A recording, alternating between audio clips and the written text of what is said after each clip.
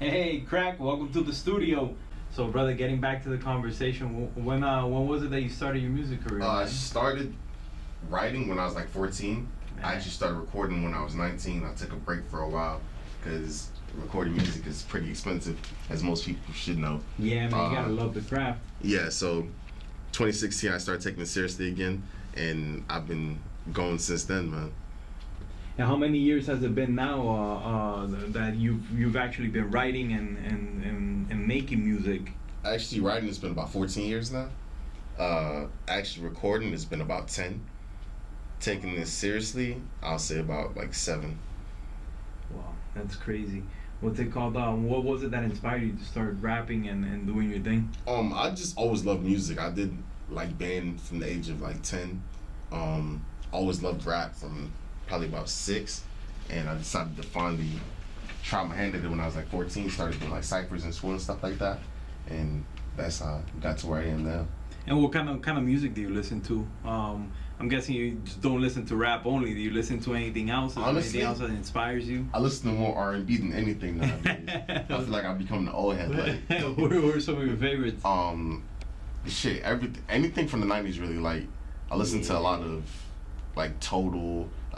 Most of the female groups like Destiny's Child, stuff like that. I also love like Avant and shit like that. So yeah, man, some classic stuff. Yeah. Right there.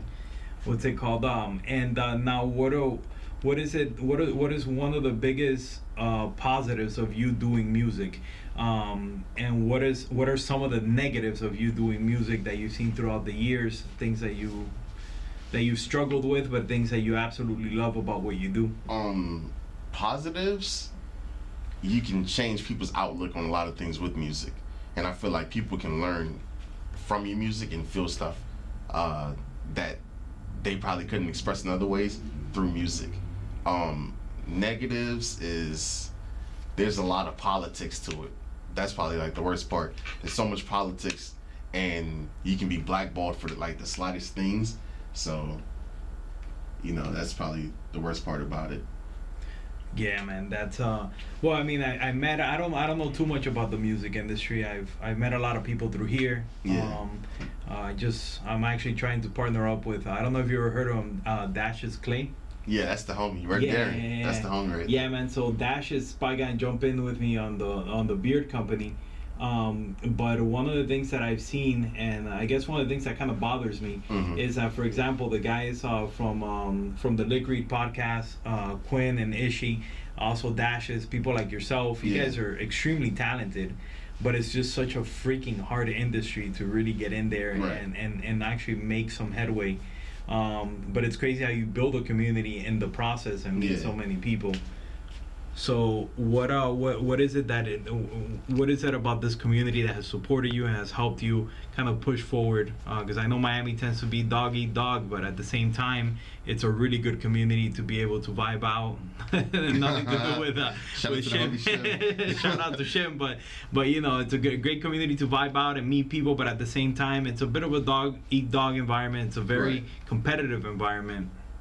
I can't lie, like, everyone that I've met musically has taken a liking to me, and we have like genuine relationships. So I can go somewhere and it could be like someone else's show, and I'll get a shout out just because I'm there, because they know who I am. And it's like the toughest part is building a fan base, but other artists will respect you and they'll tell people about you. Like, I had people that told me that they heard about my music through the next artist, like, oh yeah, such and such was at a session and he spoke about you. Yeah. And that's how I found out about you. So it's like that's always a good look.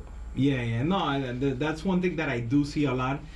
People, even though they're doing the same thing, they do tend to shout each other out. Yeah, definitely. And that's actually very good because of the fact that it creates that sense of community. People are fighting just as hard as you are, but at the same time they're fighting for you. Now let me ask you a question. Who are some of your biggest influences in the rap? I have to say Nas, definitely. Yeah. Raekwon the Chef. Snoop is a big one for me. As far as like newer guys, it would be the Currencies and the Big Crits of the world, people like that. Yeah, man. Of course, Nip too. Rest in peace, Nip. Yeah, man, Nip did something completely revolutionized the way things work. Yeah. What's it called? It's unfortunate he couldn't finish half of the projects he was working on, but That's true. now let me ask you, who are your top 5? That's a big question. Sheesh. Top 5 Of all time, or like of all time. top 5 of all time. Definitely Raekwon. Chef is like, honestly, Raekwon has been one of the biggest influences on me. Yeah, man, you really love Raekwon. Yeah, I can't lie. Like, Only Built from Cuban Links is probably my favorite album of all time. Yeah, and it's a good album. It wasn't like that for forever. Before it used to be Doggy Style, but as an adult, listening to On the Cuban Links, it's done a lot for me. Snoop, definitely. Scarface, best person I've ever seen perform live. Scarface. I've never seen him live, but Bro, I know Scarface is an impressive dude. It's a must. Dude plays guitar, plays drums. Yeah, that's why he's super talented. It's crazy. So, Raekwon, Snoop, Scarface, Big. I feel like if he had been here to do more, he would became something even crazier than what he was already. So I'm gonna say Biggie, and number 5, I'm gonna say Ice Cube. Yeah, Ice Cube. A lot of people don't add him. And they're sleeping. If you go back and listen to like America's Most Wanted and Death Certificate, you'll see why I say he's top 5. Yo, C-R-A-2-C's and let the K hit you. Disrespect me, I'll fuck your little sister. I don't tokens off, just keep surprise blickers. So when you get the trippin', just a surprise nigga. Might make you shit your niggas from nickel plate to nickels. All you see is the shine and then the after flicker. These niggas taking pictures like they done fetch your Insta. Then wonder how they end up in the fetch your instant. I'm running marathons, I'm here to go the distance. I'm a bad boy like Rodman with the Pistons. Arteta, Indiana, if even fans kiss the hands up. The illest spitter, since the younger Carter, mister. I mean, Mr. Carter, been wishing for a daughter. Cause I'm a trip like Metrorail, that made my son a martyr. If that's the case, then I'll go Voorhees, Jason. Nixon leather face with a chainsaw, chasing. Mama rappers, design backpackers and fake trappers. Lead duct taped and hog-tied hair and laughter. Pour gas on you and burn the remains after.